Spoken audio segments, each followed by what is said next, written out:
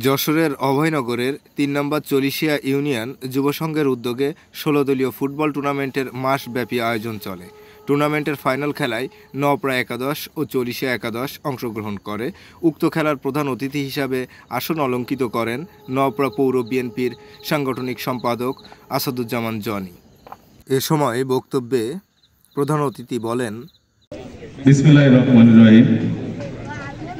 ঐতিহ্যবাহী চলছে ইউনিয়ন কর্তৃক আয়োজিত আজকের এই ফুটবল ফাইনাল ম্যাচ, এই খেলার ভেতর আমার বিশেষ করে অনুরোধ থাকবে, একটা বিনোদন।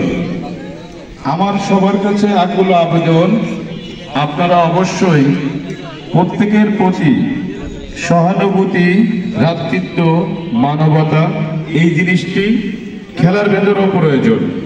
আমরা যেন কেউ কাউকে নিজে একটু ভালো খেলার জন্য, নিজে একটু ম্যাচটি জেতার জন্য এক ভাই আর এক ভাইকে আঘাত না করি। আমি সবসময় আমার চলছে ইউনিয়নের যে কোনো ফুটবল খেলা হোক, যে কোনো সামাজিক কার্যক্রম হোক, সমাজের কাজে লাগে এমন যে কোনো কাজে আমি আপনাদের পাশে থাকবো।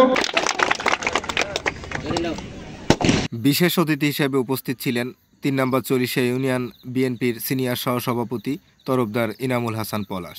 বিশেষ অতিথি হিসেবে আরও উপস্থিত ছিলেন যুগ্ম সম্পাদক যশোর জেলা ছাত্রদল, যুগ্ম আহ্বায়ক অভয়নগর থানা যুবদল সাদ্দাম হোসেন সর্দার। এছাড়াও বিশেষ অতিথি হিসেবে উপস্থিত ছিলেন মকর আলী মেম্বার, হাবিবুর রহমান মোল্লা, মতিউর রহমান খান, মিলন মোল্লা, আব্দুর রশিদ মোল্লা, আলমগীর হোসেন, তরিকুল ইসলাম গাজী।